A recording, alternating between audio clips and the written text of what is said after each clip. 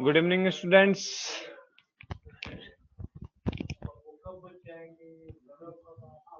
चला क्या सिद्धि राज चल गया है ना? दिख रहा है, व्हाइट बोर्ड दिख रहा है, सब दिख रहा है, मैं दिख रहा हूँ।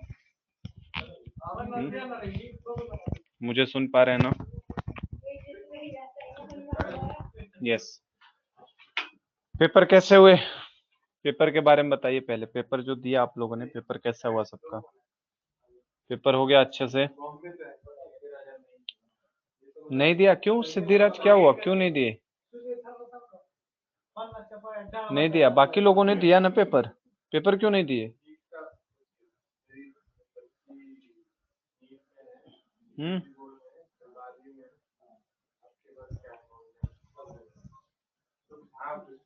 कोरोना? कोरोना हुआ था? किसे कोरोना हुआ था? बहुत कम लोग आए हो क्लास में आज। सिद्धि दिख रहा है, राघव, कोमल, साहिल, 4 ही लोग हो क्या अभी? बाकी लोग कहाँ हैं? 4 लोग हैं क्लास में बस आज के। मैं कह रहा था आज हम लोग नया चैप्टर शुरू करने वाले थे, याद है? चैप्टर नंबर 3 हमने कंप्लीट कर लिया था। एक बार हम लोग चैप्टर सारे कंप्लीट कर लेंगे, then we will go through the revision process. और रिवीजन का मतलब होगा कि क्वेश्चंस की प्रैक्टिस करना। चैप्टर एक दिन में बताया जाएगा और दूसरे दिन उसके ऊपर रिवीजन चालू होगा अपना। ठीक है? मतलब एक दिन रिवीजन होगा, सेकंड डे उसके ऊपर सारे क्वेश्चंस करेंगे। सिद्धि और साहिल को? अरे राघव ऐसे मत बोलो भाई। सिद्धि, राघव, कोमल, साहिल। अच्छा, बाकी लोग क्लास में नहीं आ रहे हैं क्या अभी? आज 4 ही लोग आए थे क्या? पिछली क्लास में भी 4 ही लोग आए थे क्या क्लास में? क्या साहिल, क्या हुआ था? मजाक नहीं कर रहे। अच्छा साहिल, तुम्हें हुआ था? सिद्धिराज, तुम्हें भी हुआ था? तो चौंका दिए तुम लोग यार। हाँ? कोरोना हो गया था तो अभी ठीक हो गया? ठीक। तो कैसे तुम लोग घूमते रहोगे? घूमते रहोगे इसीलिए हुआ होगा। क्यों? इधर उधर घूमे होगे बाहर दोस्तों के बीच में। चलो शुरू करें क्या हम लोग? तो पेपर बाकी किसने दिया है? कोमल ने दे दिया पेपर। कोमल, राघव, तुम दोनों ने दिया ना पेपर? कैसा हुआ बेटा? कुणाल कहाँ है? आज कुणाल नहीं आया क्लास में।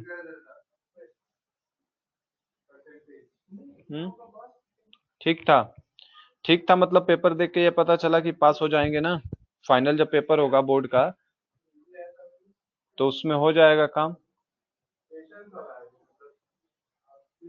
पार्थ कहाँ है इसमें? पार्थ नहीं दिख रहा मुझे।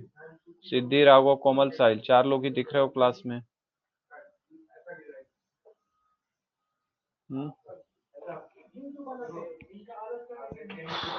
चलो तो चौथा चैप्टर कौन सा है बता सकते हैं क्या? फोर्थ चैप्टर का नाम बताओ बेटा, क्या नाम है? Carbon, carbon and its compound, यही है ना चौथा chapter? Carbon and its compound. Carbon काला होता है ना, इसीलिए देखो मैंने ब्लैक कलर से लिखा है। Carbon and its compound, carbon और उसके कंपाउंड। बहुत इजी चैप्टर है। अच्छा, इसमें तो पहले तो ये बात है कि इसमें बहुत सारी चीजें हटा दी गई हैं, पता हो तो। सबसे ज्यादा इसी चैप्टर से हटाया गया है सिलेबस। हाँ, उसमें से बहुत डिलीट हो गया, वही सिद्धि कह रहा हूँ, बहुत सारी चीजें डिलीट कर दी है। बहुत छोटा सा चैप्टर हो चुका है। इसमें देखो हमें बेसिकली पढ़ना क्या क्या है, मैं एक बार जस्ट आउटलाइन दे दूं अगर चैप्टर का। तो देखो हम लोग पढ़ेंगे क्या क्या। टॉपिक्स के नाम मैं लिखवा देता हूँ पहले, देखो कौन कौन से टॉपिक्स देखने वाले हैं। बहुत अच्छा चैप्टर है, मजेदार चैप्टर है एकदम ही, है ना? तो टॉपिक्स के नाम पे देखो, सबसे पहले तो हमें बॉन्डिंग देखनी है। बॉन्डिंग इन कार्बन मतलब सबसे पहली चीज जो हमें देखनी है, कोवेलेंट बॉन्ड क्या होता है। कॉन्सेप्ट ऑफ कोवेलेंट बॉन्ड, सबसे पहला ये देखना है। कॉन्सेप्ट ऑफ कोवेलेंट बॉन्ड, कि किस तरीके से कोवेलेंट बॉन्ड होता है। क्या हमने आयनिक बॉन्ड पढ़ रखा है? लास्ट क्लास में अगर याद हो, लास्ट चैप्टर जो हमने पढ़ा था, क्या उसके अंदर हमने आयनिक बॉन्ड पढ़ा था? राघव, आयनिक बॉन्ड पढ़ा था ना, जो ट्रांसफर ऑफ इलेक्ट्रॉन से होता था। यहाँ पे हम लोग सीखेंगे कोवेलेंट बॉन्ड का कॉन्सेप्ट कि कैसे कोवेलेंट बॉन्ड बनता है, और covalent bond transfer of electron से नहीं बनता, शेयरिंग ऑफ इलेक्ट्रॉन से बनता है। तो कॉपी में नोट्स भी बनाते हुए चलो थोड़ा सा। Chapter 4 carbon and its compound topic है concept of covalent bond. Second topic जो हम लोग देखने वाले हैं वो हम लोग देखेंगे इसी के अंदर, मतलब कॉन्सेप्ट ऑफ कोवेलेंट बॉन्ड के अंदर ही बहुत सारी चीजें देखने को मिलेंगी। तो सेकंड टॉपिक हमारे पास आ जाता है versatile nature of carbon. Second जो हम लोग देखेंगे वो क्या देखेंगे आपका बेटा, वर्सेटाइल नेचर ऑफ कार्बन, कि कार्बन क्यों बहुत सारे सब्सटेंस के साथ, बहुत सारे एलिमेंट से कंबाइंड होके बॉन्ड बनाता है। तो सेकंड जो देखने वाले हैं वर्सेटाइल नेचर ऑफ कार्बन। अच्छा पार्थ आ गया, वेरी गुड बेटा, चलो प्रेजेंट सर। चलो थर्ड देखो, ये टॉपिक हम लोग अभी लिख रहे हैं, कौन कौन से टॉपिक आने वाले हैं। पार्थ, सिद्धि, राघव, कोमल, साहिल, ठीक है, बाकी आज क्लास में कम लोग दिख रहे हैं। देन आपका सेचुरेटेड एंड अनसेचुरेटेड हटा दिया है कि सिलेबस में है Siddhi? Saturated and unsaturated unsaturated carbon compounds ये सिलेबस में है कि हटा दिया? मेरे हिसाब से ये है शायद, है ना, इनके बीच में डिफरेंस नहीं है, है ना, लेकिन इसके कॉन्सेप्ट तो है कि क्या इसमें हमें देखना है। तो सेचुरेटेड एंड अनसेचुरेटेड देखेंगे। देन उसके बाद हम लोग आई थिंक कि नोमेनक्लेचर हटा दिया है ना, चेन्स, ब्रांच एंड रिंग्स देखेंगे। चेन्स कैसे चेन के फॉर्म में होता है, ब्रांचेज कैसे बनते हैं इसके अंदर, ब्रांचेज एंड रिंग्स,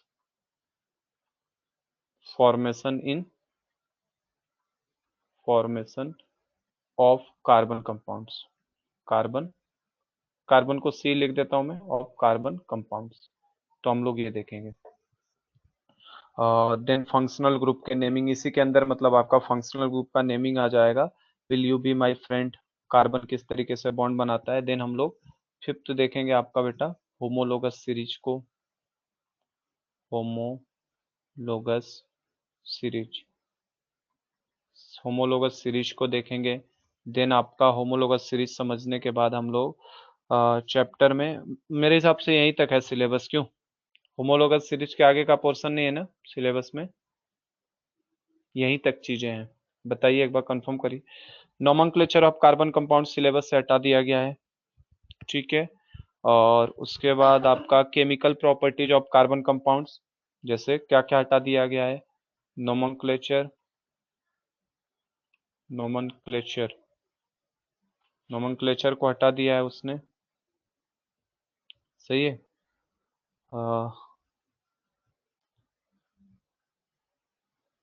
नोमेनक्लेचर को हटा दिया है बेटा, और क्या क्या हटा दिया है, प्लस आपका नोमेनक्लेचर के साथ ही उसने आपको chemical properties of carbon compounds, chemical properties of carbon compounds, of carbon compounds ये भी हटा दिया है सिलेबस से, ये दोनों चीजें हटा दी गई हैं। देन आपका मतलब उसके अंदर आप देखोगे तो आपका कंबसन रिएक्शन दिया है ना, ऑक्सीडेशन रिएक्शन दिया है, एडिशन रिएक्शन दिया है, सब्स्टिट्यूशन रिएक्शन दिया है, तो इन सब चीजों को रिमूव कर दिया गया है सिलेबस से। फिर आपका इथेनॉल एंड इथेनोइक एसिड को भी हटा दिया गया है, इथेनॉल प्लस इथेनोइक एसिड ये भी सिलेबस से हटा दिए गए हैं। बस इतना ही है सिलेबस में तो चीजें, प्रॉपर्टीज उनके, है ना, और उनके बारे में सोप्स एंड डिटर्जेंट्स वाला टॉपिक भी हटा दिया गया है, सोप्स एंड डिटर्जेंट ये टॉपिक भी हटा दिया गया है। तो इन टॉपिक्स को हम लोग नहीं पढ़ेंगे, क्या कहते हैं, ये सब हटा दिए गए हैं ना, केवल अपने पास 5 टॉपिक पढ़ने के लिए है। सही है, बोलो।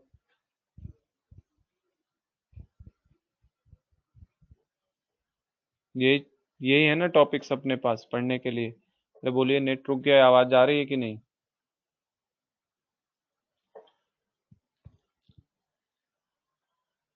कॉन्सेप्ट ऑफ कोवेलेंट बॉन्ड क्या होता है, then versatile nature of carbon, फिर saturated and unsaturated carbon compounds देखेंगे। Then we will move to chains, ring and branches, formation of carbon compounds. Then we will move to our last topic homologous series क्या होती है, कैसे पता किया जाता है, क्या होती है, ठीक है।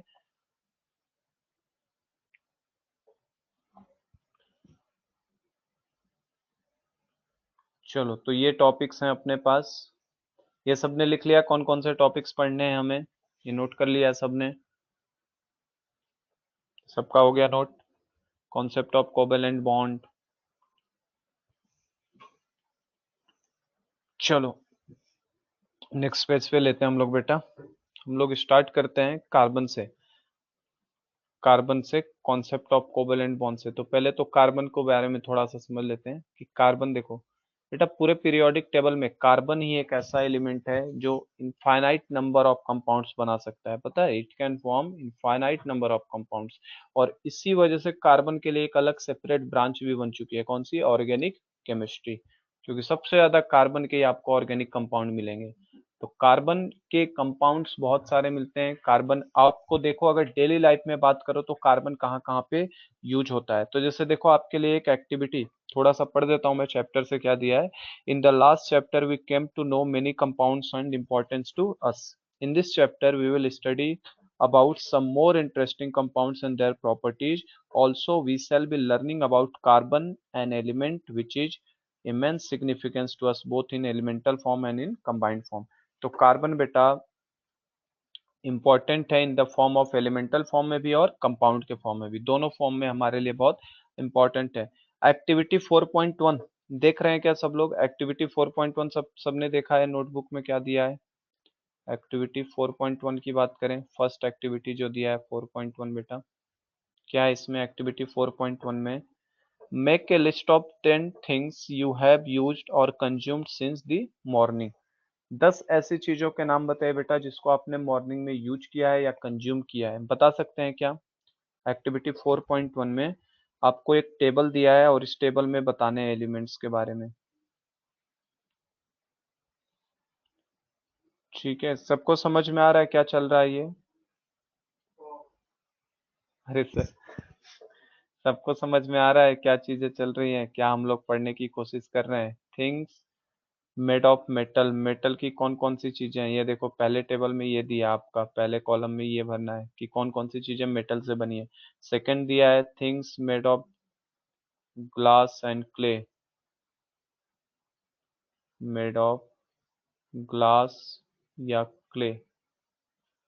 और लास्ट है आपका बेटा अदर्स। अरे बोलो, कुछ बोलोगे तब तो पता चलेगा कि समझ रहे हो कि नहीं चीजें।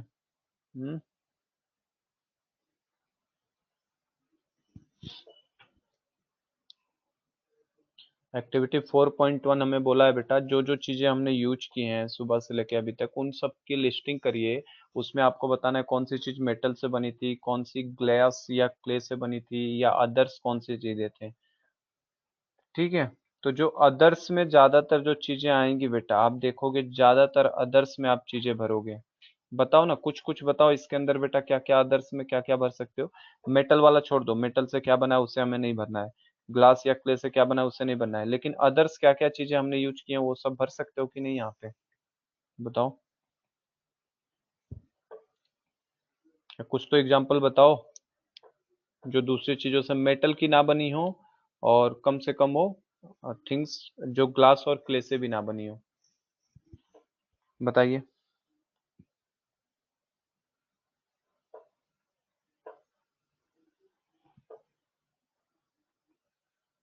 Would, very good Parth, Komal, wood आएगा। और बताओ, लकड़ी की बनी हुई चीजें देखी आपने, और बताइए एग्जाम्पल। क्या आपने कपड़े, क्लोथ भी हैं आपके पास? क्लोथ भी है, ठीक है। पेपर, पे, पेपर भी यूज किया आपने, 10th का है सर, 10th सीबीएसई का। पेपर हो गया, और बताओ, और बताओ और क्या चीजें यूज में हैं?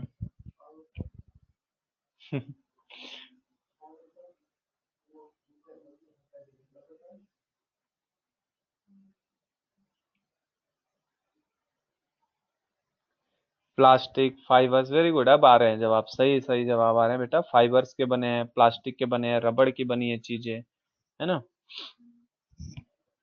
और कुछ खाने पीने की चीजों के भी नाम बता दो, कुछ खाने पीने वाली चीजें बता दो।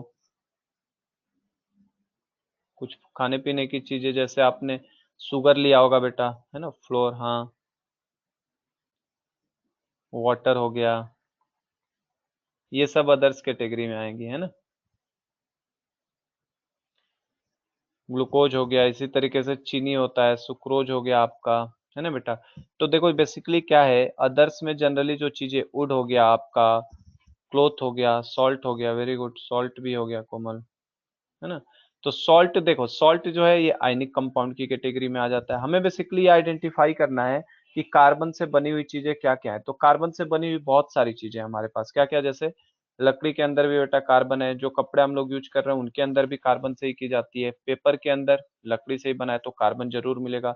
ग्लूकोज जो होता है, ग्लूकोज, सुक्रोज, है ना, फ्लोर वाटर, ये सॉल्ट, इन सबको तो नहीं लोगे आप।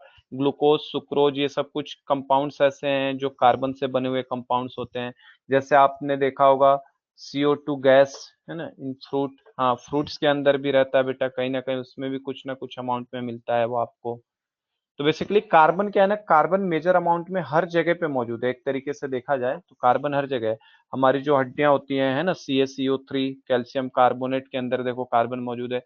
तो कार्बन बेसिकली ये बताना चाहता है बस केवल एक्टिविटी 4.1 में कि कार्बन की मौजूदगी हर जगह है, नियर अबाउट 99% चीजों से कार्बन से ऑक्युपाइड है, ये एक समझाना चाहता है हमें, ठीक है। इसके बाद हमसे देखो पूछा है what would be the product if A compound containing carbon is burned. अगर कार्बन से जली हुई बनी हुई किसी चीज को अगर जला दोगे तो क्या हो जाएगा आपका। तो कार्बन से बनी हुई किसी चीज को अगर जलाओगे बेटा तो वहां से एक तो CO2 गैस जरूर रिलीज होती है। जलाने पे कार्बन, कार्बन को जैसे ही जलाओगे ऑक्सीजन के प्रेजेंस में तो क्या होगा, CO2 गैस बेटा इस तरीके से रिलीज होती हुई हमें दिखाई देती है, ठीक है। देखो फूड हो गया आपका, क्लोथ्स हो गया, फूड हो गया आपके लिए कार्बन से, बेसिक इंट्रोडक्शन है चैप्टर का। फूड हो गया आपके लिए, क्लोथ्स हो गए, जो भी आप मेडिसिन यूज करते हो बेटा वो सब ऑर्गेनिक कंपाउंड से ही बने होते हैं, मेडिसिन हो गए आपके लिए, बुक्स हो गया, ये सब चीजें। और many of the things that you listed are based on the versatile element carbon, इनके बेसिस पे बना है, ठीक है। अभी जो समझने वाली चीज है, इस यहाँ से बस हमें चैप्टर का इंट्रोडक्शन मिल रहा है, लिखवाने वाली चीज को मैं लिखवाऊंगा अभी आपके लिए। In addition all living structures are carbon based, जो भी लिविंग स्ट्रक्चर्स हैं सब कैसे होते हैं, कार्बन के ऊपर बेस्ड होते हैं। The amount of carbon present in the earth crust and in the atmosphere is quite megger, ठीक है। The earth the earth's crust has only 0.02% carbon. अब ये नोट कर लेना, ये जरूर पूछ सकता है हमसे क्वेश्चन में, ठीक है ना। ये जो नीचे मैं लिख रहा हूँ रेड कलर से, ये जरूर नोट कर लेना कि कार्बन के बारे में क्या बोल रहा है, ये नोट करिए सब लोग। कार्बन का सबसे पहला पॉइंट ये हम लोग नोट करेंगे, इन अर्थ क्रस्ट, नोट कर लो इसे कॉपी में अपने, in earth crust, in earth crust has only, या इन नहीं, द कर लेना, the earth crust has only 0.02% carbon. ये जरूर ऑब्जेक्टिव में पूछ सकता है, इनको ध्यान रखना, ठीक है। The earth crust has only 0.02% carbon in the form of minerals, in the form of minerals, in the form of minerals. इसको नोट कर लो या अपने बुक में अंडरलाइन भी कर सकते हो इसे, है ना। अगर टेक्स्ट बुक पास में है तो इसको अंडरलाइन भी कर लो इस बात को। The earth in the earth crust has only 0.2% carbon in the form of minerals. और मिनरल्स का जो फॉर्म होता है वो बेटा कैसा होता है, लाइक कार्बोनेट हो गया, लाइक कार्बोनेट, ठीक है, कार्बोनेट के फॉर्म में हो गया आपका, ठीक है। फिर आपका जैसे हाइड्रोजन कार्बोनेट के फॉर्म में, कोल पेट्रोलियम के फॉर्म में, hydrogen carbonate, carbonate, coal petroleum, coal petroleum, इन सब के अंदर देखो तो ये अर्थ क्रस्ट मतलब ये धरती के नीचे है बेटा सब, है ना। 0.02% कार्बन इनके अंदर मिलता है हमें, ठीक है। एंड एटमॉस्फेयर, और उसके आगे वाली जो लाइन है एंड एटमॉस्फेयर के अंदर देखो, एंड एटमॉस्फेयर, और एटमॉस्फेयर में बेटा है 0.03%, 0.03% ऑफ कार्बन डाइऑक्साइड। तो ये इंपॉर्टेंट है, इसको अंडरलाइन कर लेना, ये जरूर ऑब्जेक्टिव में पूछ सकता है हमसे। क्वेश्चन ये पूछ सकता है कि एटमॉस्फेयर के अंदर कौन सी गैस मौजूद है, ऐसे दे देगा आपके, है ना, कार्बन से बनी हुई, जैसे CO दे देगा, CO2 दे देगा, तो आपका आंसर क्या है बेटा, CO2 gas. Carbon dioxide gas कितनी है एटमॉस्फेयर में, 0.03%।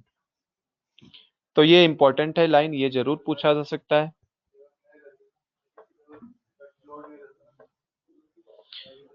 तो कार्बन का ओवरव्यू समझ में आ गया कि कार्बन से बेसिकली कार्बन क्यों इतना जरूरी है, क्योंकि कार्बन से बहुत सारी चीजें मिलके बनी है। और बेटा आपको अगर पता हो तो पीरियोडिक टेबल में जितने एलिमेंट्स है ना उन सब से कोई कंपाउंड बना दो आप उठा के, और कार्बन से अकेले बनाना शुरू करो तो कार्बन उनसे ज्यादा कंपाउंड बना लेता है। ये कार्बन की खास बात होती है। ठीक है, आगे बढ़े, कोवेलेंट का कॉन्सेप्ट पे आ जाए। कोवेलेंट का कॉन्सेप्ट क्या है?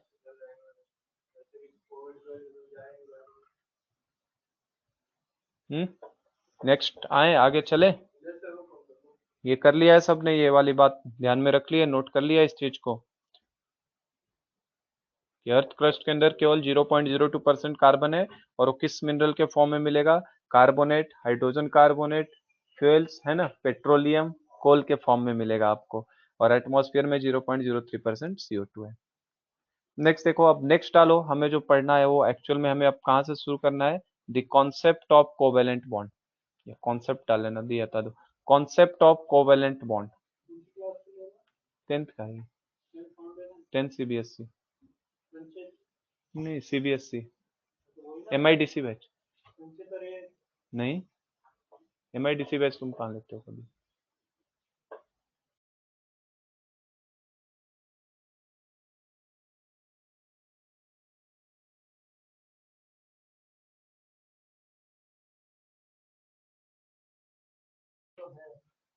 कॉन्सेप्ट ऑफ कोवेलेंट बॉन्ड, शुरू करें। कॉन्सेप्ट ऑफ कोवेलेंट बॉन्ड, क्या कोवेलेंट बॉन्ड के बारे में किसी को आइडिया है क्या होता है कोवेलेंट बॉन्ड? पहले बताइए।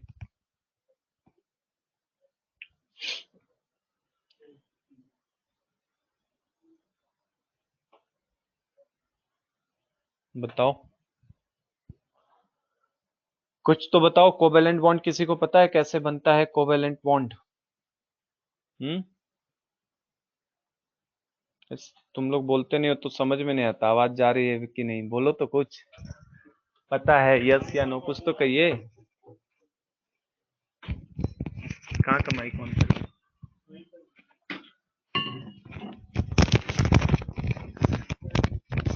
यहाँ का कर देंगे पर ये बोलते नहीं है सब।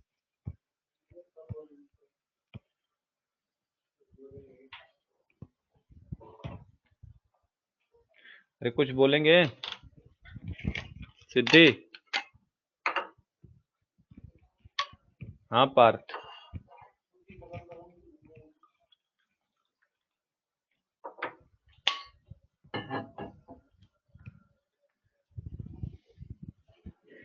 चलो पहले इसमें जो दिया है टेक्स्ट बुक के हिसाब से चलोगे बेटा, तो उसने डायरेक्ट अभी कोवेलेंट बॉन्ड के कॉन्सेप्ट को नहीं समझाया। पहले उसने क्या समझाया आपका, उसी को लिख लेते हैं, प्रॉपर्टीज को उसने समझाया है। प्रॉपर्टीज ऑफ कोवेलेंट कंपाउंड्स, उसने क्या समझाया पहले हमें? Properties of covalent compounds. Covalent compounds को बेसिकली जो होते हैं ना, जो कार्बन के कंपाउंड्स होते हैं वो कोवेलेंट ही होते हैं। Properties of covalent compounds bracket में लिख सकते हो कार्बन कंपाउंड्स। कार्बन कंपाउंड्स की इनकी क्या प्रॉपर्टीज होती हैं?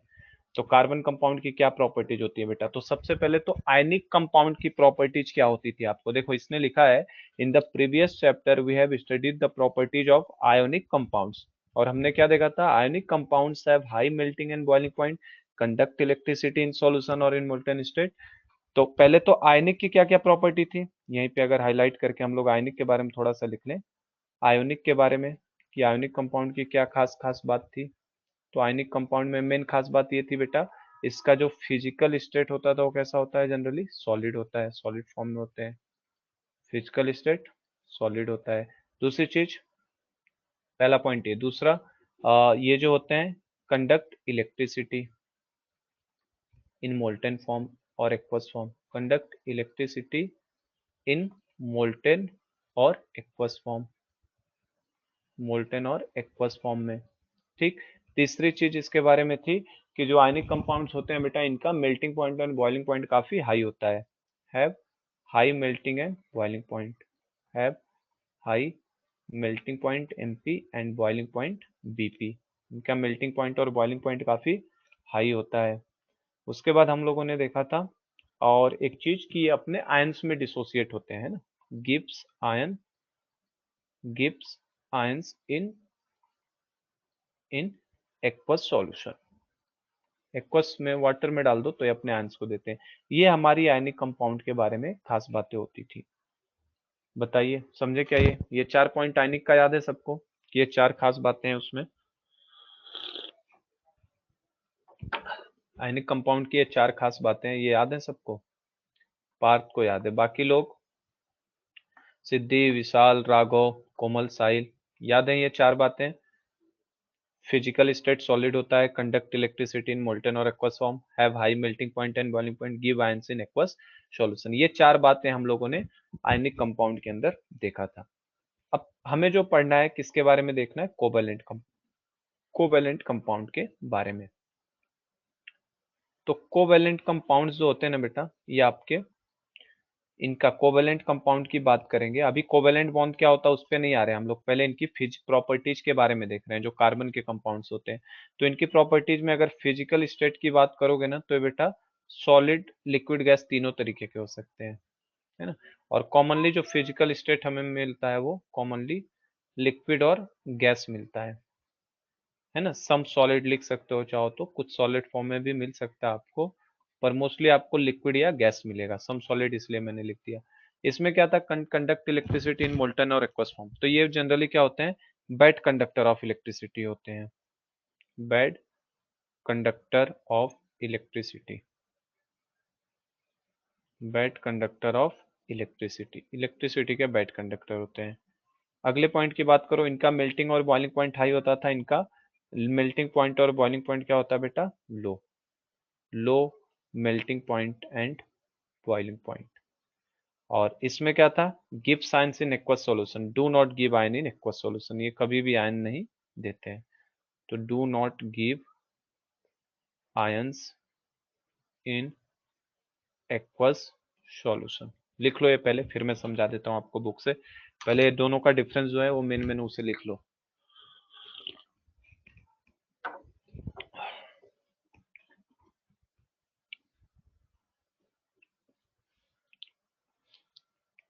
लिख लीजिए, लिख लो तो बताओ हो जाए तो।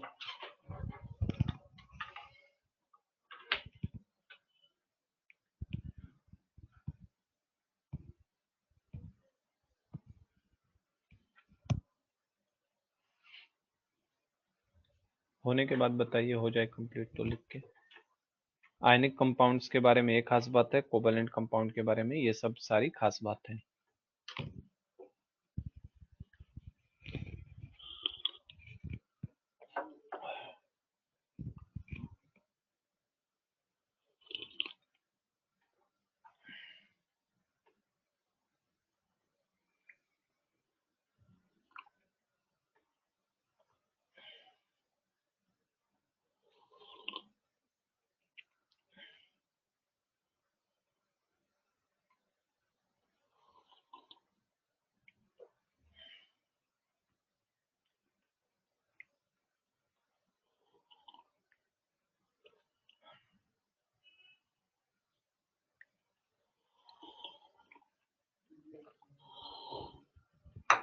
हुआ क्या यहां तक?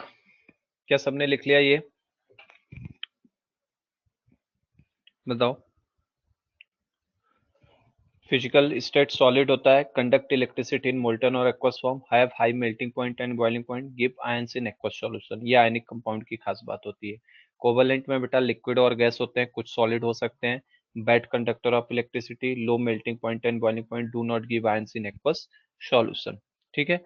और एक और चाहो तो यहाँ पे पॉइंट लिख सकते हो, एक पॉइंट और लिख लेंगे इनके अंदर।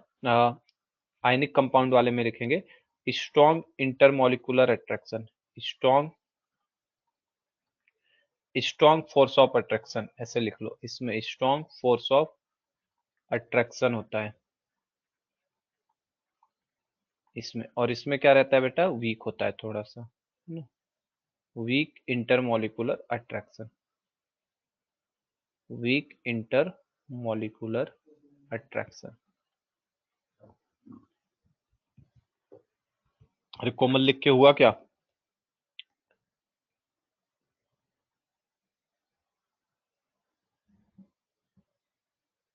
हुआ? सबका हो गया?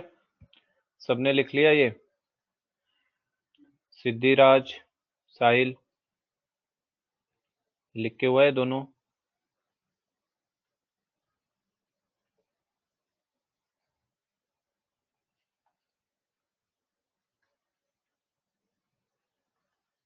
चलो ठीक है, हो गया। नेक्स्ट बढ़ते हैं आगे हम लोग। तो इनमें हमें प्रॉपर्टीज में डिफरेंस पता चल गया। अब उसे देखो एक बार, जस्ट मैं रीड कर देता हूँ, आप टेक्स्ट बुक से देख सकते हैं अपने। Ionic compounds have high melting and boiling points and conduct electricity in solution और in the molten state. We also saw how nature of bonding in ionic compounds explain these properties.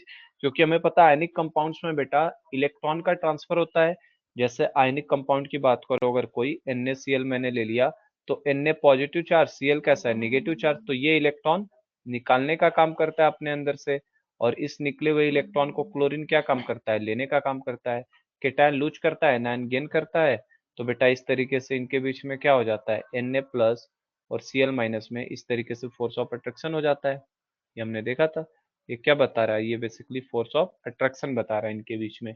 तो इसी force of attraction के इतना ज्यादा strong होता है ये attraction बेटा, कि इसकी वजह से ये कंपाउंड कैसे होते हैं, जनरली आपके सॉलिड नेचर के होते हैं। ठीक है, एक्वस सॉल्यूशन में डाल दोगे तो ये टूट जाएगा, तो इनके आयंस प्रोड्यूस हो गए, आयंस प्रोड्यूस हो गए तो ये इलेक्ट्रिसिटी को कंडक्ट कर सकता है। सॉलिड नेचर होने की वजह से इनका melting point, boiling point high हो जाता है। तो सब एक्सप्लेनेशन इसके अंदर जो बॉन्डिंग है उसी के बेसिस पे एक्सप्लेन की जाती है। और इस तरीके की बॉन्डिंग को कौन सा बॉन्डिंग बोलते हैं हम लोग, आयनिक बॉन्ड बोलते हैं। और मैंने बताया था ionic bond is not a bond, it is simply force of attraction between cation and anion. याद है कि नहीं याद है, ये पढ़ा था हमने ये सब चीजें। Ionic bond is not a bond, it is simply force of attraction between a cation and a anion. cation और anion कैसे एक दूसरे को अट्रैक्ट करते हैं, उसी को हम लोग आयोनिक बॉन्ड बोलते हैं। हाँ याद है ना? तो ये हमने देखा था। तो ये हमें इस तरीके से सॉलिड में एक्सप्लेन कर लेते हैं। अब आगे देखो दिया है, let us now study the properties of some carbon compounds, melting and boiling points of some carbon compounds in given in the table 4.1। क्या सभी के पास टेबल 4.1 दिख रहा है? टेबल बेटा जब पढ़ाने बैठो तो आप टेक्स्ट बुक लेकर बैठो साथ में अपने, क्योंकि यहाँ जूम करने पे उतना दिखता नहीं है, तो आप अपने टेक्स्ट बुक से मिला सकते हो। टेबल 4.1 की बात करो तो देखो टेबल 4.1 में melting point and boiling point of some compounds of carbon, carbon के कुछ कंपाउंड के मेल्टिंग और बॉइलिंग पॉइंट दिए हैं। यहाँ पे देखो कंपाउंड लिखा है, फिर यहाँ पे देखोगे तो आप मेल्टिंग पॉइंट लिखा है, फिर थर्ड कॉलम देखो तो बेटा बॉइलिंग पॉइंट लिखा है BP। कंपाउंड की बात करो जैसे एसिटिक एसिड, जैसे ये कैसे एसिटिक एसिड इसको पढ़ा जाता है, ये आगे नोमेनक्लेचर का हिस्सा होता है बेटा। इसी तरीके से क्लोरोफॉर्म CsCl3, ठीक है। देन आपका इथेनॉल, इथेनॉल मतलब बेटा CH3CH2OH, एंड देन आपका मीथेन है जो CH4 गैस होता है। इस तरीके से आपके दिया, और इनके मेल्टिंग पॉइंट को देखो तो कितना दिया है, 290 दिया है। इस बॉइलिंग पॉइंट 391, इसका कितना दिया है, 209, ये कितना 334, ये आपका दिया बेटा 156, ये आपके लिए दिया है कितना 351, ये कितना दिया है 90, और ये कितना दिया है 111। तो आप इन सब में देख सकते हैं कि जो बेटा CH3COH कंपाउंड है, ये कार्बन का ही कंपाउंड है बना हुआ, ये भी देखो कार्बन से ही बना हुआ कंपाउंड है, इसमें भी कार्बन का ही कंपाउंड है। कार्बन कंपाउंड का बेसिक मीनिंग है जिसमें भी एक कार्बन आ जाए वो कार्बन के ही कंपाउंड्स कहलाते हैं। तो इनके मेल्टिंग पॉइंट को देखो, मेल्टिंग पॉइंट मतलब किस टेम्परेचर पे मेल्ट होते हैं। तो मेल्टिंग पॉइंट की बात करो तो देखो मेल्टिंग पॉइंट कितना दिया है, 290। और किस में दिया है बेटा, केल्विन में दिया है ये टेम्परेचर, किसमें मेंशन किया है, केल्विन में। तो टेम्परेचर आपको पता है ना बेटा, डिग्री सेंटीग्रेड से केल्विन में कैसे जाते हैं। अगर टेम्परेचर मुझे कभी केल्विन में निकालना है तो जो मेरा टेम्परेचर डिग्री सेंटीग्रेड में दिया होगा उसके अंदर मुझे 273 को जोड़ देना होता है, तो टेम्परेचर ऑटोमेटिक इसमें आ जाता है केल्विन में। तो अगर इसमें 273 जोड़ा गया होगा तो सोचो ना, इसको डिग्री सेंटीग्रेड में कितना लिख सकते हो आप, 273 में से 290 में से 273 माइनस कर दो तो कितना आ जाएगा आपका बेटा, 17 हो जाएगा क्या, 17। तो 17 डिग्री सेंटीग्रेड, ये देखो 17 डिग्री सेंटीग्रेड तो कितना कम टेम्परेचर है ना बेटा। इवन हम लोग जिस टेम्परेचर में रह रहे हैं उससे भी ये तो कम टेम्परेचर है। तो ये 17 डिग्री सेंटीग्रेड पे मेल्ट हो जाता है बेटा आपका। ठीक है बेटा, क्लियर हुआ क्या? तो देखो काफी कम मेल्टिंग पॉइंट है। उसी तरीके से ये तो और कम मेल्टिंग पॉइंट दिख रहा है, इसका तो और कम हो गया बेटा, इसका तो और भी कम हो गया। समझे क्या? और बॉइलिंग पॉइंट कॉमनली क्या रहता है? मेल्टिंग पॉइंट मतलब मेल्ट होना, बॉइलिंग पॉइंट मतलब वो चीज बॉइल्ड होना। मेल्टिंग पॉइंट का मतलब क्या होता है बेटा? सब्सटेंस का सॉलिड फॉर्म से किस में जाना? लिक्विड फॉर्म में। एस मतलब सॉलिड, सॉलिड से एल मतलब लिक्विड में जाना। और बॉइलिंग पॉइंट का मतलब क्या होता है बेटा? लिक्विड से किस में जाना? उसका गैस फॉर्म बोल सकते हो या वेपर बोल सकते हो। ठीक है, तो सॉलिड से लिक्विड में जाना मेल्टिंग पॉइंट, और बॉइलिंग पॉइंट मतलब लिक्विड से गैस में या वेपर में जाना। तो ये भी देखो थोड़ा थोड़ा तो ये ज्यादा ही रहेगा ना, क्योंकि आप पहले सॉलिड से लिक्विड जाओगे, लिक्विड को गैस में भेज रहे हो, तो थोड़ा अमाउंट ज्यादा लगता है आपको टेम्परेचर। तो देख सकते हैं आप इन सब के, इन सब ऑर्गेनिक कंपाउंड्स के जितने भी कार्बन के कंपाउंड्स है, have very low melting point, have very low melting point and boiling point. समझे क्या? बताओ यहाँ तक समझे? ये सब लोगों ने समझ लिया? ये समझ लिया सब लोगों ने कि इनके बहुत लो मेल्टिंग पॉइंट और बॉइलिंग पॉइंट हो रहे हैं, है ना? चलो हाँ, समझ में आया ये। तो देखो मोस्ट कार्बन कंपाउंड्स आर, तो ये मेल्टिंग पॉइंट बॉइलिंग पॉइंट के एक्सप्लेनेशन के लिए बेटा एग्जांपल भी दे दिया है साथ में आपको, ताकि सपोर्ट रहे, एग्जांपल की हेल्प से और समझो। फिर देखो उसने दिया है most carbon compounds are poor conductor of electricity as we have seen in chapter 2। हमने देखा था बेटा ये जो कंपाउंड्स होते हैं, ये पहली पॉइंट तो ये हो गया कि इनका वेरी लो मेल्टिंग पॉइंट होता है। ये अभी मैंने बताया था पुअर कंडक्टर ऑफ इलेक्ट्रिसिटी भी होते हैं, पुअर कंडक्टर ऑफ इलेक्ट्रिसिटी, बहुत पुअर कंडक्टर होते हैं इलेक्ट्रिसिटी के ये चारों कंपाउंड्स। आप ये चारों क्या, कोई भी ऑर्गेनिक कंपाउंड्स होते हैं कार्बन के, they are very poor conductor of electricity. तो ये दूसरा पॉइंट हमने देख लिया। तो वही दिया है most carbon compounds are poor conductor of electricity as we have seen in chapter 2। From the data on the boiling point and melting point of the above compounds, we can conclude that the force of attraction between these molecules are not very strong. तीसरी चीज हमने क्या समझी? Force of attraction, F O A बेटा है ना, between these molecule, these molecule is not very strong, is not very strong, इतना strong नहीं होता। जैसे क्या कहना चाहता है ये, जैसे देखो पहला CH4 का मॉलिक्यूल हुआ, इसी तरीके से बेटा दूसरा CH4 का मॉलिक्यूल हुआ, तो इनके बीच में ये जो अट्रैक्शन होगा, ये अट्रैक्शन ये उतना स्ट्रांग नहीं होता, बहुत कमजोर होता है, आसानी से ये टूट जाता है। जबकि आयनिक कंपाउंड में इंटरेक्शन जो रहता है वो काफी मजबूत रहता है। ठीक है, since these compounds are largely non-conductor of electricity, we can conclude that bonding in this compound does not give rise in any ions. तो बॉन्डिंग इन कंपाउंड्स के अंदर जो बॉन्डिंग होती है उसमें किसी भी आयन को बनाने की टेंडेंसी नहीं होगी। मतलब लास्ट पॉइंट यही हो गया कि दे do not give any ions, they do not give any ions, कोई भी आयंस देने का काम नहीं करते हैं। बोलो यहाँ तक हुआ क्या? सबका समझ के कंप्लीट हुआ?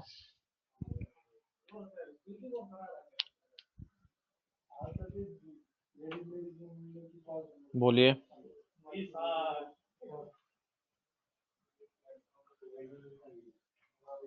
यहाँ तक समझे? ये चारों पॉइंट का एक्सप्लेनेशन भी मिल गया ना?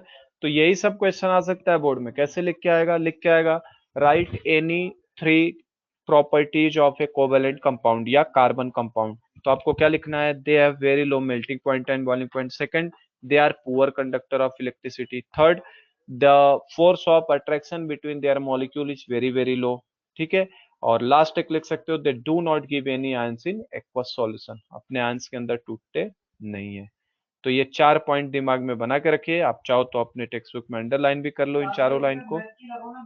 सबसे very low melting point, poor conductor of electricity, ये और आपका do not give any answer।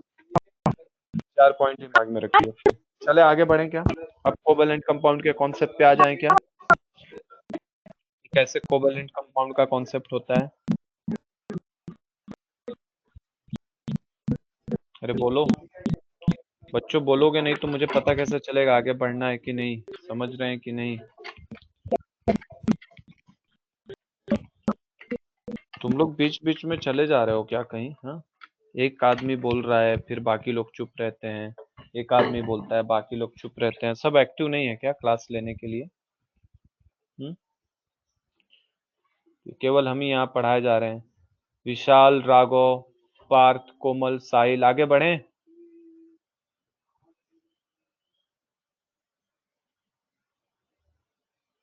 बेटा आप लोग जब तक जवाब नहीं देते उधर से तो मुझे समझ में नहीं आता क्या करना चाहिए मुझे, समझ रहे हो क्या?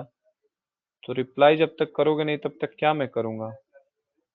हाँ चलिए, तो तुम लोग यार, साहिल चुपचाप बस सुन रहा है, कुछ बोलना है नहीं। मैं पूछ रहा हूँ कितनी बार तुम्हारा नाम लिया मैंने।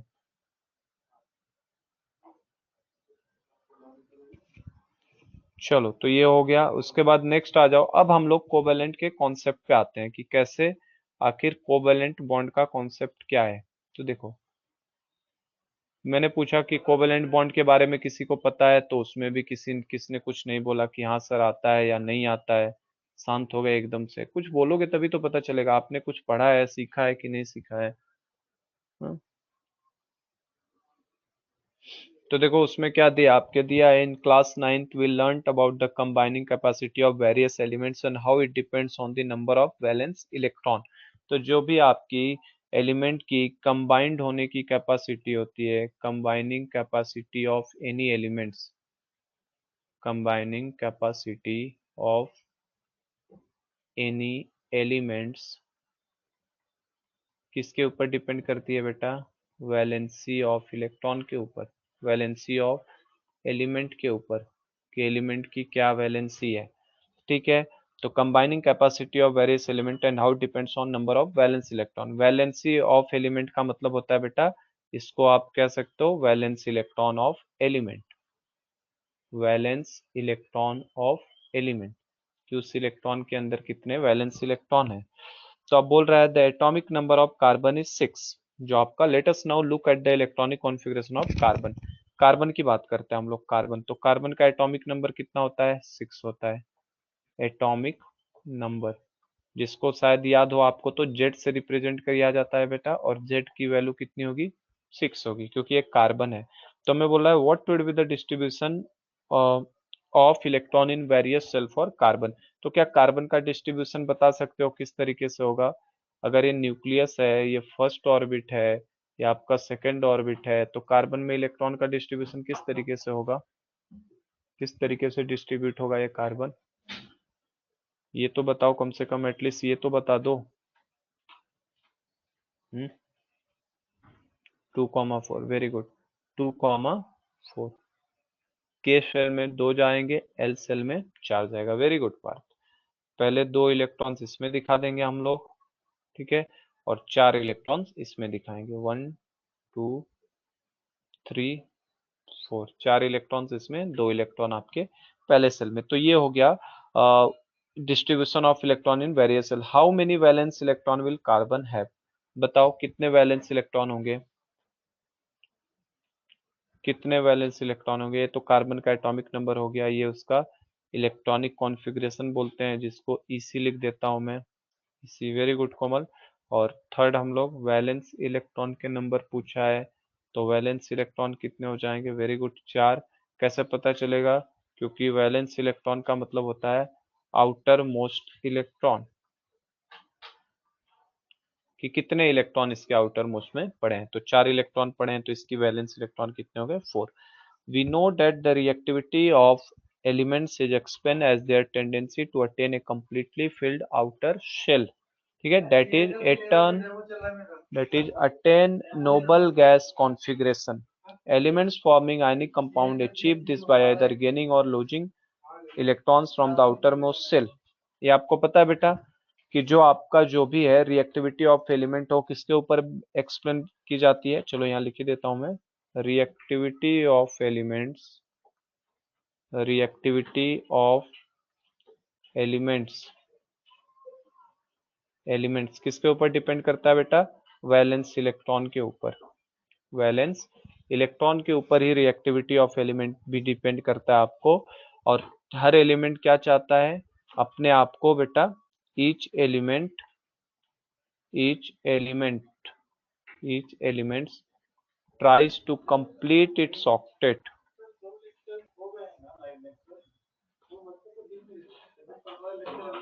tries to complete its octet।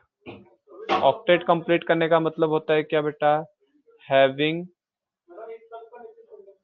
8 electron in OMS। OMS मतलब आउटर मोस्ट शेल, ठीक है। तो क्या कोशिश करते हैं कि 8 इलेक्ट्रॉन हो जाए उनके आउटर मोस्ट शेल के अंदर हो जाए, मतलब that is to attain noble gas configuration, क्योंकि नोबल गैसेस जो हैं बेटा उनके आउटर मोस्ट में 8 electron, to attain noble gas configuration, gas configuration. ये पता है सबको, ये जो मैंने अभी बताया reactivity of element valence electron पे डिपेंड करेगा। Each element tries to complete its octet, मतलब 8 इलेक्ट्रॉन अपना आउटर मोस्ट शेल में रखना चाहता है, और इसको करने का मतलब हुआ कि वो अपने नोबल गैस को अटेंड करना चाहता है। क्या ये समझ गए सब लोग यहाँ तक? ये बात समझ गए सब लोग? तो बेटा जो आयोनिक कंपाउंड्स होते हैं, वेरी गुड कोमल, जो आयोनिक कंपाउंड्स होते हैं आपके, नेक्स्ट पेज पे ले लेता हूँ। आयोनिक कंपाउंड्स जो हैं, आयोनिक कंपाउंड्स ये क्या करते हैं? हाँ Raghav, very good. Ionic compounds जो हैं इसमें क्या करते हैं, एलिमेंट जो हैं अपने बेटा ये क्या करते हैं, या तो इलेक्ट्रॉन को लूज करेंगे या तो गेन करते हैं। They obtain noble gas configuration either by losing of electron और बाय गेनिंग ऑफ इलेक्ट्रॉन। तो elements forming ionic compound achieve this by either gaining और losing electrons from the outermost shell. तो जो ionic compounds बनाने के लिए element आते हैं आइदर लूज करते हैं या गेन करते हैं। जैसे फॉर एग्जांपल अगर सोडियम की बात करोगे तो सोडियम बेटा क्या करेगा, एक इलेक्ट्रॉन को निकाल देगा, Na+ में चला जाएगा। सिमिलरली अगर क्लोरीन की बात करोगे तो क्लोरीन एक इलेक्ट्रॉन को गेन करके Cl- में चला जाएगा, और फिर ये दोनों कंबाइंड होके क्या बना लेंगे, NaCl बना लेंगे, है कि नहीं। तो ये हमारे आयनिक के अंदर हो जाता है। लेकिन जो कोवैलेंट कंपाउंड्स होते हैं, कोवैलेंट कंपाउंड्स, उनके अंदर जो बेटा एलिमेंट्स होते हैं, एलिमेंट्स ये क्या करते हैं, ये शेयरिंग करते हैं। ये ना गेन करते हैं ना लूज करते हैं। अभी मैं इसको एक्सप्लेन करूंगा शेयरिंग का मतलब क्या है, कैसे शेयरिंग होना। तो ये क्या करते हैं, बेसिकली शेयरिंग ऑफ इलेक्ट्रॉन करते हैं। क्या करते हैं, शेयरिंग ऑफ इलेक्ट्रॉन करते हैं। शेयरिंग को मैं समझाऊंगा अभी क्या होता है। पहले जो दिया उसे देख लेते हैं। In the case of carbon it has 4 electron in outermost shell and needs to be gain or lose 4 electron to attain noble gas configuration. If it were to be gain or lose electrons,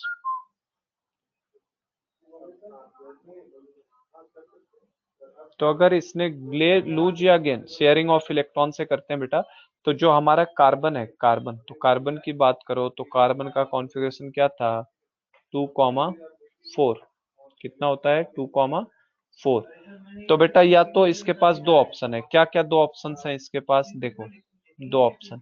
या तो ये carbon क्या करे बेटा, यहाँ देखो इधर दिखाता हूँ, ये दो ऑप्शन हैं इसके पास। क्या क्या दो ऑप्शन हैं, या तो ये क्या करे कार्बन बेटा, 4 इलेक्ट्रॉन को बाहर निकाल दे और किस में आ जाए, C+4, और 4 इलेक्ट्रॉन को निकाल दे बाहर। और दूसरा तरीका है कि ये 4 इलेक्ट्रॉन को गेन कर ले और किस में चला जाए, C-4 में। यही दो ऑप्शन हैं इसके पास कार्बन को करने के लिए, सही है कि नहीं, बोलो।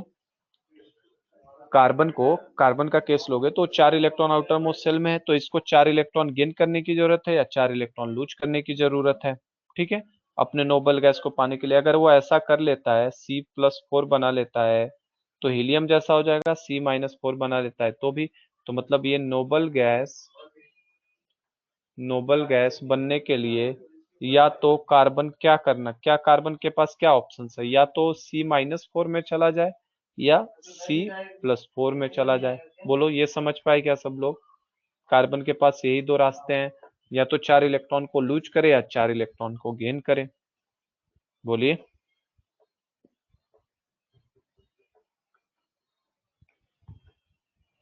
ठीक है ना, यही तरीका है उसके बाद।